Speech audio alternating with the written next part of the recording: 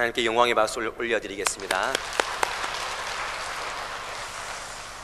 네, 오늘 성령 강림 주일에 우리 안동 서부교회 예배 오신 모든 분들 환영하고 축복합니다. 오늘 성령의 감동하심과 성령의 깨닫게 하심의 은혜가 여러분들 심령마다 있기를 원합니다. 성경에서 성령의 역사를요, 불로, 물로, 기름으로, 또 바람으로, 비둘기로 이렇게 표현을 많이 하고 있습니다. 그 성령의 역사 때문에 부활의 증인들이 일어나서 복음을 급속도로 전파시킵니다. 그리고 그 성령의 역사로 교회가 시작되게 된 것입니다. 그리고 그 성령은 주님께서 모든 사람에게, 믿는 모든 사람에게 부어주신다라고 분명히 말씀하셨습니다. 큰 틀에서 보면 성령은요, 우리를 유익하게 하는 영인 줄 믿으시길 바랍니다. 그래서 고린도전서 12장 7절 말씀에 각 사람에게 성령을 나타내심은 유익하게 하려 하심이라, 그래서 유익해야 된다는 것입니다. 오늘 이 자리에 어떤 마음으로 오셨는지 저는 알 수 없지만 성령께서 그 마음들을 다 감동 감화 시켜 주실 줄 믿습니다. 그런데 중요한 것은 오늘 설교 제목이 조금 우리의 마음을 불편하게 합니다. 우리 설교 제목 한번 읽어볼까요? 시작. 성령에 이끌린 시험. 이 두 단어, 성령하고 시험하고 별로 조합이 좋지 않은 조합이 나왔습니다. 성령과 시험은 왠지 어울리지 않은 것 같습니다. 그런 면에서 오늘 우리가 읽은 첫 구절, 본문의 첫 구절이 우리에게 큰 의문으로 다가온다는 것을 다 함께 공감하실 텐데요. 1절 말씀에 이렇게 되어져 있습니다. 그때에 예수께서 성령에게 이끌리어 마귀에게 시험을 받으러 광야로 가사, 말씀하고 있습니다. 여기서 말하는 그때에라는 이 말씀, 그때는 언제 시점이겠습니까? 앞에 4장 전에 있는 사건, 3장에 있는 사건이 뭐냐면 예수께서 세례를 받으시고 성령이 비둘기같이 임하신 그 직후, 하나님이 기뻐하시는 자라고 말씀하신 그 직후에 성령께서 예수님을 광야로 이끌어 가셔서 사단에게 시험을 받으셨다 하는 것입니다. 성령이 임한 다음에 예수님을 광야로 몰고 가는 것이죠. 우리는 여기에서 왜라는 질문을 한번 던져보아야 합니다. 왜 성령님은 예수님을 광야로 데리러 가셔서 시험을 받게 하셨는가? 왜 성령 받고 시험 받게 하셨는가? 이 의문을 한번 가질 수 있어야 됩니다. 그 의문에 대한 답은요, 성령의 충만함을 받은 예수님께서 성령의 인도함을 따라서 광야에 가서 시험을 받는다, 이것은 하나님에 대한 전적인 순종을 지금 말씀하시고 그것을 보여주시는 것입니다. 내가 은혜 받았지만 성령께서 나를 이끌어서 어려운 장소, 고난이 있는 장소로 내 인생을 끌고 간다 할지라도 내가 거기서 따라가고 순종하겠습니다, 말씀으로 이기겠습니다 하는 그런 마음으로 지금 오늘 이 상황을 보여주시는 것입니다. 굉장히 의미가 있는 것입니다. 우리 모두도 성령의 은혜를 받고 주님께서 혹여나 우리 인생을 내가 좀 싫어하는 방향으로 끌고 간다 할지라도 거기에서 순종함으로 말씀으로 승리할 수 있기를 원합니다. 또 한 가지 의문이 있다면 그것은 바로 왜 하필이면 성령께서 광야로 주님을 이끌고 가셨는가 하는 문제입니다. 여러분 생각해 보십시오. 광야는 빈 곳입니다. 아무것도 없습니다. 빈 곳인데 무슨 유혹이 있겠습니까? 라고 생각하기 쉬운데요, 오히려 광야가 아니라 사람들 많은 도시나 군중이 막 모여있는 곳이나 시내에 가면은 유혹이 더 많을 텐데 왜 성령님은 예수님을 아무도 없는 광야로 가셔서 시험이라는 그 숙제를 풀게 하셨을까? 여기서 우리가 알 수 있는 것은요, 우리에게 오는 그 시험들, 그 유혹들은 우리 외부의 문제가 아니라는 것입니다. 우리 내부에서 일어나는 그 마음의 문제 때문에 시험이 막 일어나는 거지 외부의 문제가 아닙니다. 여러분들 인생에 아무리 큰 고난이 온다 할지라도 우리 마음만 꼭 잡으면 될 수 있는데 요동치는 것은 우리 마음입니다. 그래서 주님께서는 광야에서도 시험을 받을 수 있다라는 사실을 분명히 말씀해 주시는 것입니다. 왜냐하면 예수님도 인성을 가지신 분이기 때문입니다. 오늘 예수님은 인생이 겪어야 할 그 사단의 유혹들을 친히 물리치셨습니다. 순종함으로 물리치셨고 결과적으로 말씀으로 물리치셨습니다. 중요한 것은 사단이 우리 삶 가운데 어떻게 침투하고 어떻게 유혹을 걸어오는지 그 부분을 오늘 우리가 잘 살필 수 있어야 됩니다. 주님께서 모범 답안을 주셨습니다. 오늘 주님께서 당하신 이 시험은 우리와 전혀 상관없는 시험이 아니라 오늘도 우리가 동일하게 받고 있는 인생 최대의 시험들을 지금 계속해서 걸어오고 있는 사단의 모습입니다. 오늘 성령 강림주일에 성령의 은혜, 깨닫게 하시는 은혜를 통하여서 이기는 해법들을 가지고 돌아가시기를 바랍니다. 첫 번째부터 세 번째 시험까지 볼 텐데요. 첫 번째 시험은 3절 말씀에 있습니다. 우리 3절 말씀 한번 같이 읽어보도록 하겠습니다. 시작.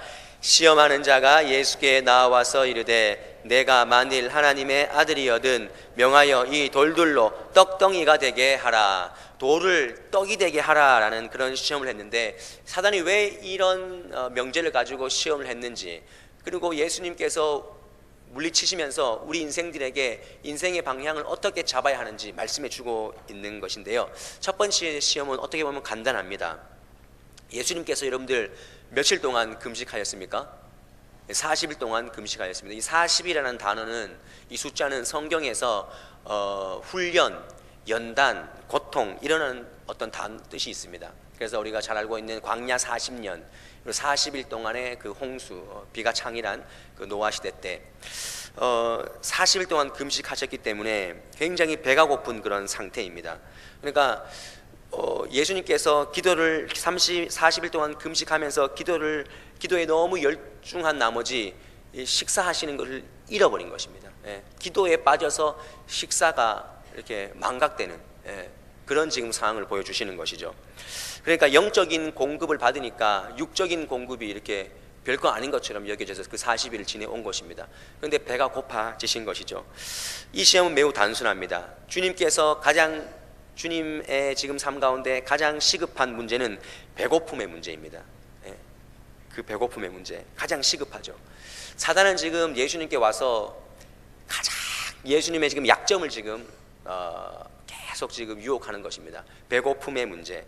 동일하게 우리 인생에서 오는 가장 시험, 첫 번째로 오는 그 시험이 있다면 바로 우리 인생의 미해결 과제, 사단은 그것을 계속해서 우리를 침투하고 있다는 것입니다. 현재 가장 급한 일, 우리 인생의 가장 급한 일 다 다릅니다. 어떤 분은 지금 배가 고플 것이고요, 어떤 분은 지금 잠이 제일 급한 분도 있을 것이고, 돈이 급한 분도 있을 것이고요. 다 상황은 다르지만 사단은 계속해서 그것을 유혹하는 것입니다. 너 지금 그 미해결 과제 그거 먼저 해결해 라고 지금 얘기하는 것입니다. 사단은 우리 인생을 죽이려고 덤벼들지 않습니다.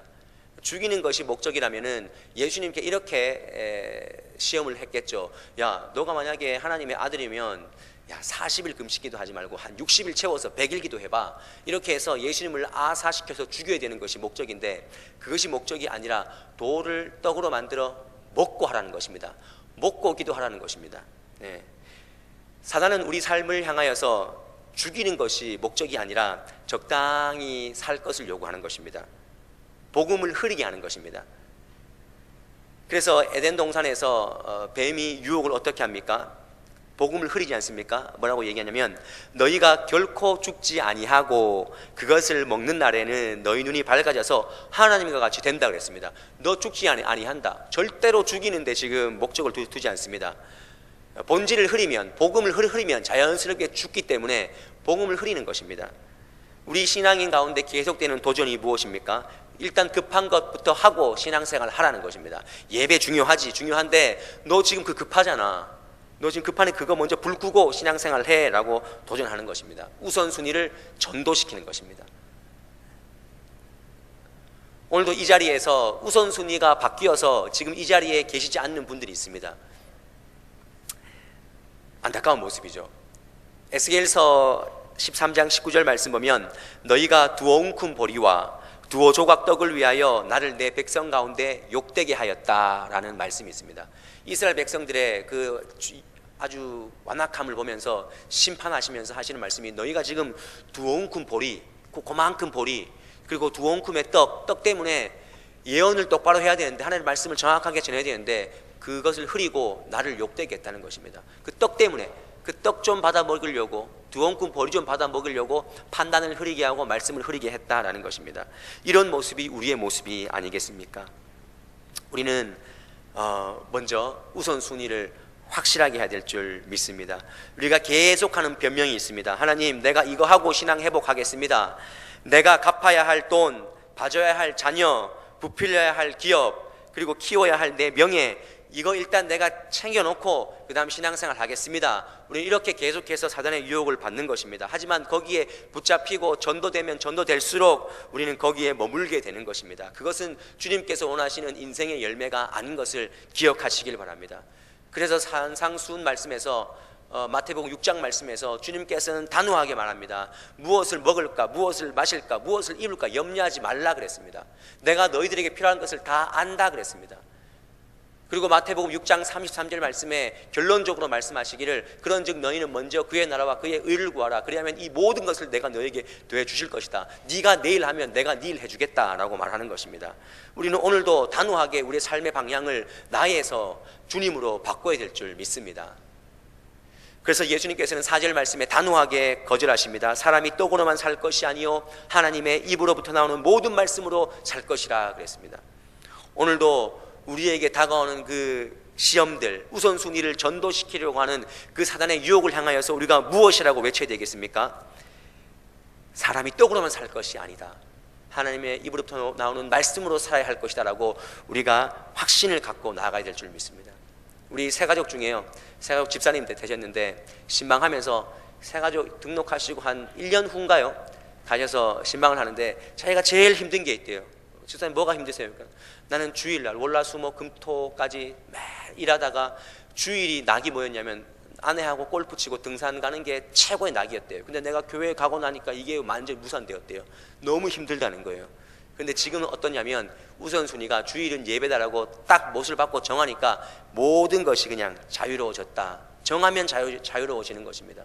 어떤 분은 제사 문제 때문에 굉장히 힘들어합니다. 그런데 하나님의 은혜로 또 집에 새로운 가족이 들어오면서 그 제사 문제를 딱 못을 받고 우리는 제사 안 드린다 라고 선포했습니다. 그런데 웬걸요, 1년이 지나면서 마음에 유혹이 옵니다. 우리 살 때까지는 제사 드리면 좋겠다.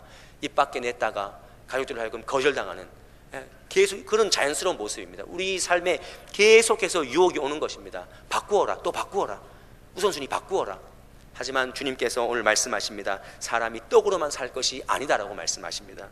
오늘 우리의 모든 삶 가운데 우선순위를 정하시기를 바랍니다. 주일을 생명같이 지키십시오. 온전한 11조를 정하시기를 바랍니다. 첫 시간을 주님께 드리시기를 원합니다. 우리 인생에 사건이 딱 터지면 우리 지각의 첫 생각 앞에 주님을 놓으시기를 바랍니다. 아, 이거 큰일 났다가 아니라 주님이 하실 일이야, 주님이 뜻이 있어 라고 우리의 첫 생각을 주님께 드려서 우리의 모든 삶의 우선순위가 주님이 될 수 있기를 주님의 이름으로 간절히 축원합니다.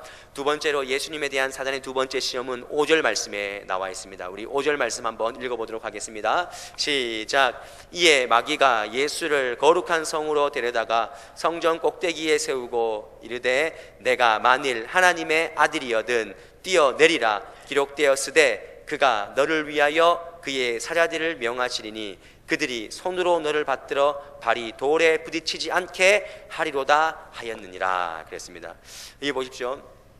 두 번째 시험은 높은 성전에 데리고 가서 뛰어내리면 천사가 받들어 줄 것이다 라는 그런 시험인데요, 이 사단의 전략이 무엇이고 예수님의 우리를 향한 그 삶의 방향이 무엇인지를 우리가 살펴보면요, 이스라엘 백성들하고 예수님하고 사역하시면서 계속해서 부딪히는 갈등이 있습니다. 그것이 뭐냐면 이스라엘 백성들은 굉장히 제왕적이고 군림하는 예수님, 그 정치적인 예수님을 생각을 합니다. 그런데 예수님은 그것이 아니었죠. 예수님 이 땅을 십자가 사역으로 회복시키기 위해서 오셨는데 군중들은 계속해서 병 고치시고 기적 일으키시고 막 이기시니까 군림하는 예수님, 제왕적인 예수님으로 인식해서 그 간극이 계속해서 생긴 것입니다. 그러니까 오늘 사단의 시험이 그런 것이죠. 네가 만약에 성전 꼭대기에 뛰어내리면 하나님께서 천사를 보내셔서 네 발을 부딪히지 않게 이렇게 받들어 줄 것이다. 그러면 사람들이 영광을 받을 것이고 너는 그러면 능력을 행사하는 예수로 착각하게 될 것이다. 지금 그 유혹을 하고 있는 것입니다. 예수님의 사역은 십자가의 사역이고 부활의 영광스러운 사역인데 그 십자가의 사역을 막고 선 사람이 바로 사단이라는 것입니다. 그것을 막고 그냥 세상 영광에 빠져 살도록 예수님을 부추기는 것입니다.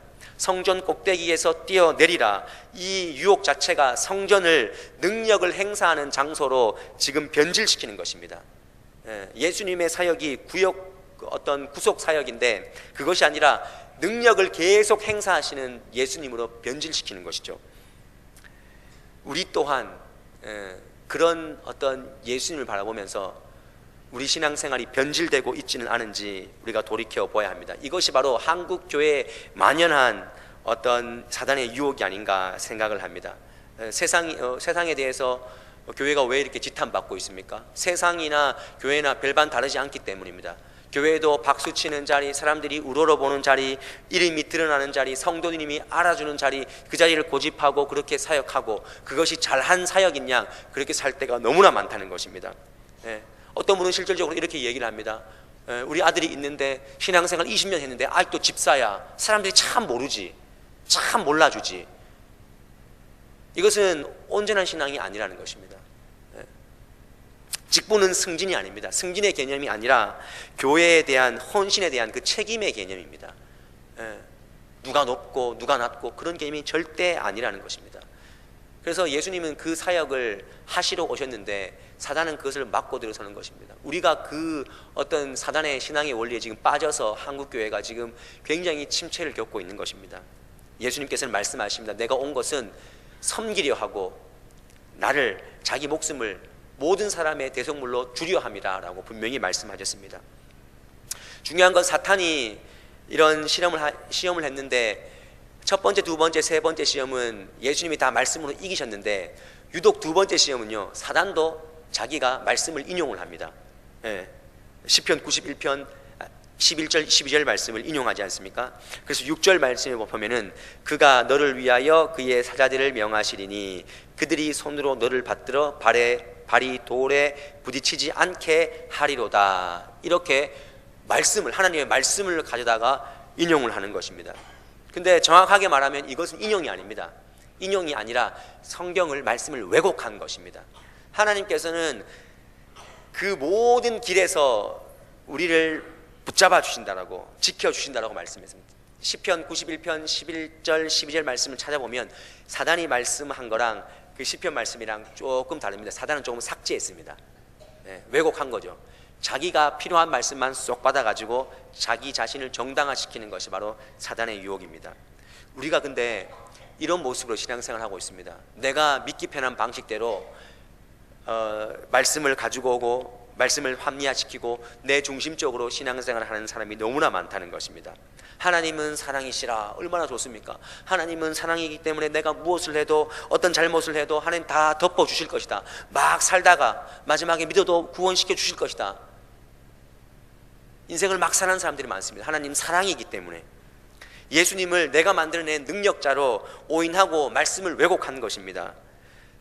예수님은 생명을 내어주시는 유익한 삶을 원하시지만 우리는 그냥 유명한 삶을 원합니다. 우리는 말씀에 우리를 녹여야 됩니다. 이런 말씀이 있더라고요. 진국은 자기를 고집하지 않고 다만 자신을 녹일 뿐이다. 진국 알죠? 그 뼈를 우리는 그 진국은 자기를 만약에 고집하면은 진국이 안 나옵니다. 녹여야죠. 자기를 녹여야 진국이 되는 거죠. 동일하게 진짜 신앙인은요, 자기를 고집하지 않고 말씀에 자기를 녹이는 사람이 진짜 신앙인입니다. 저는 여러분들 삶이 말씀에 자기를 녹일 수 있기를 원합니다.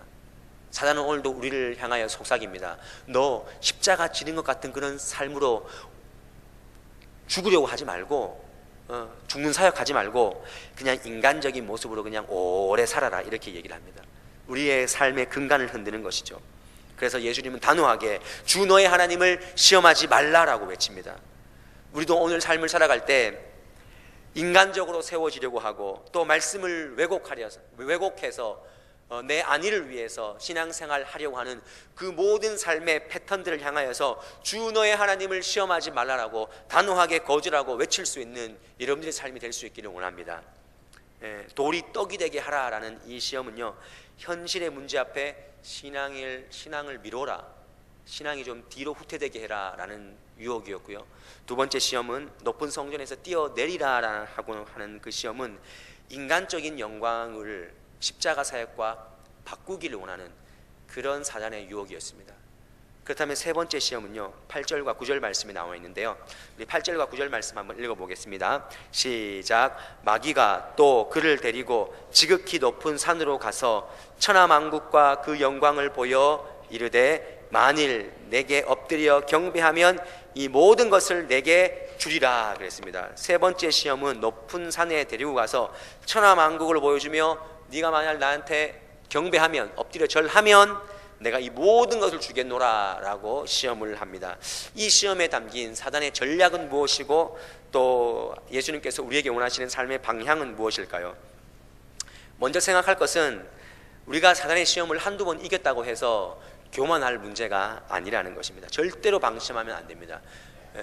나 예전에 그 사단의 시험을 이긴, 그 유혹을 이긴 경험이 있어, 우쭐을 하면 안 됩니다. 계속해서 사단은 강도를 높이 세팅을 바꿔가면서 그렇게 우리를 유혹하는 것입니다. 보십시오. 처음에는 돌로 시험합니다. 그 다음에는 성전 꼭대기에 가서 시험을 합니다. 그리고는 마지막에는 천하만국을 보여줬다 그랬습니다. 이게 스케일이 굉장히 지금 점진적이고 크지 않습니까? 신앙생활을 하면 할수록 유혹의 강도가 클 수밖에 없는 거예요. 하나님, 나는 왜 신앙생활 30년 40년 평생 했는데 왜 이렇게 시험이 많고, 그리고 기도 한번 하면은 막 잘 이루어지지 않습니까? 새가족은 금방금방 이루어지는데 나는 별로 그런 것 같지 않아요 라고 하시는 분들이 있습니다. 당연할 수밖에 없습니다. 사단의 시험의 그 유혹이 강도가 세지기 때문입니다. 그래서 신앙생활 하면 할수록 힘든 것이죠. 사단은 그래서 파격적으로, 마지막 오늘 시험 보십시오, 파격적으로 천하만국과 그 영광을 보였다라고 합니다. 그리고 내게 경배하면 다 주겠다 합니다.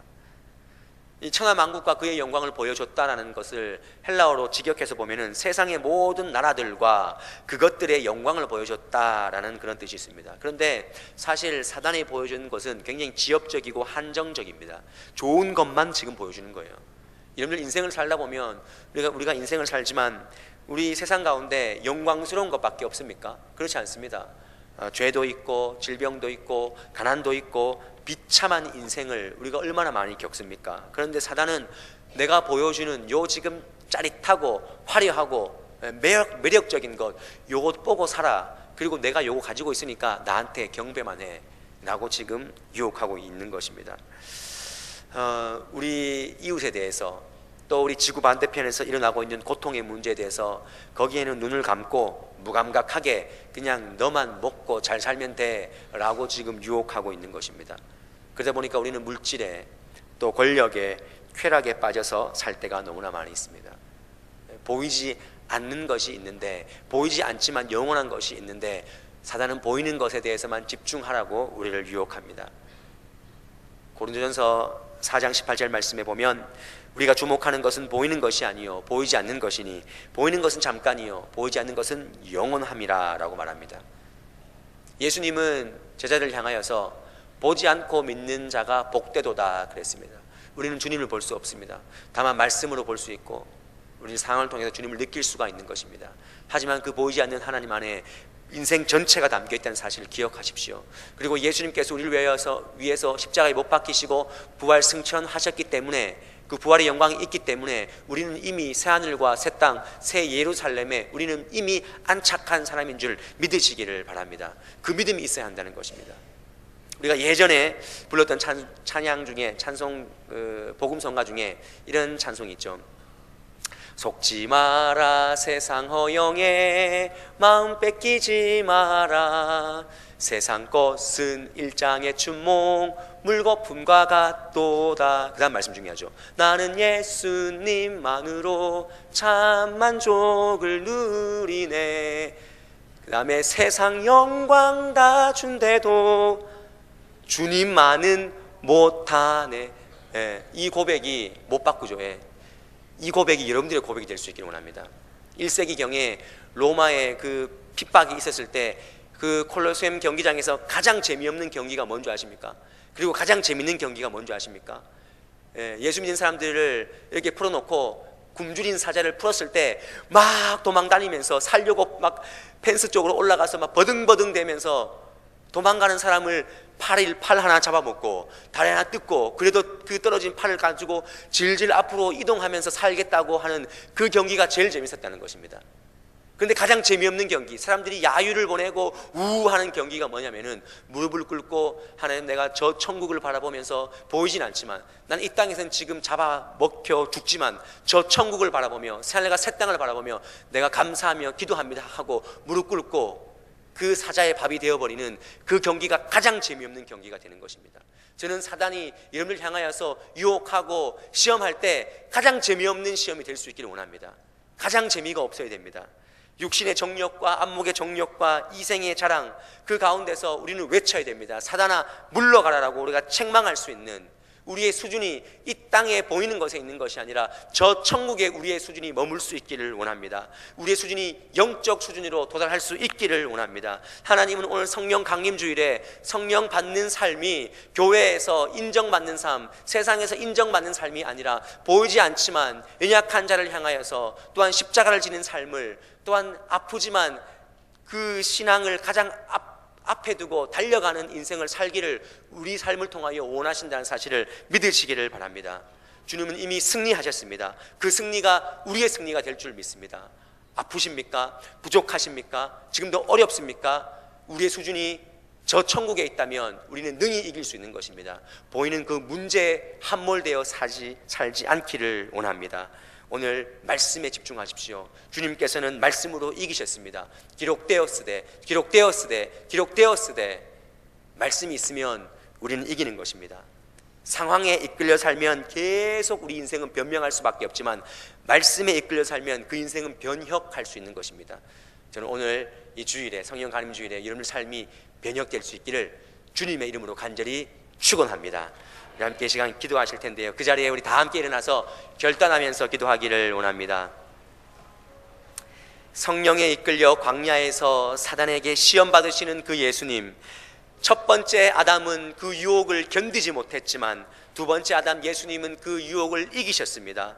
오늘 우리가 예수님께서 받으신 그 시험이 우리와 전혀 상관없는 시험이 아니라 우리가 오늘날을 살아갈 때 동일하게 받고 있는 가장 큰 시험 세 가지임을 여러분들 기억하시기를 바랍니다. 우선순위의 문제, 인간적인 영광에 가리워진 그 주님의 십자가, 경배의 대상을 바꾸려고 끊임없이 우리를 도전하는 그 사단의 유혹, 우리가 그 고백 앞에서 우리가 그렇게 고백했으면 좋겠습니다. 주님 더욱 사랑하겠습니다. 내가 주님께 더욱 나아가겠습니다. 이 시간 기도하는 것이 아니라 우리가 찬양으로 곡조 있는 기도를 올려드릴 텐데요, 제가 이렇게 먼저 선창하며 고백하겠습니다. 아시는 분들 함께 따라 하시면 좋겠습니다. 내 구주 예수를 더욱 사랑,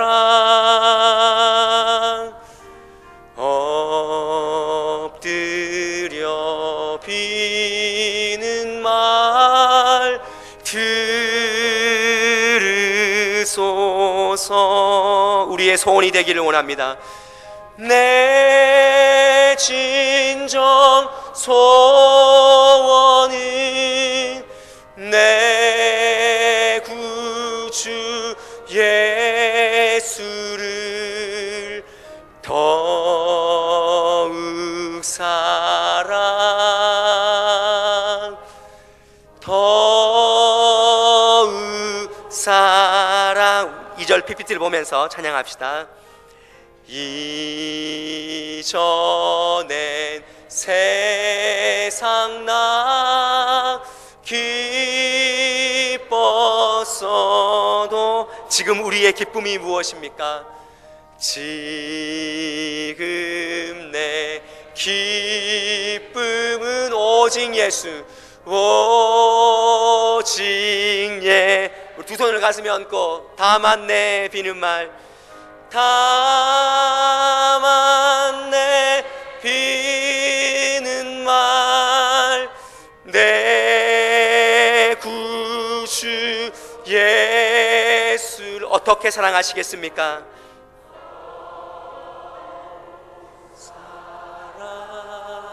간절한 마음으로 더욱 내 진정 소원이, 내 진정 소원 주 예수를 진실로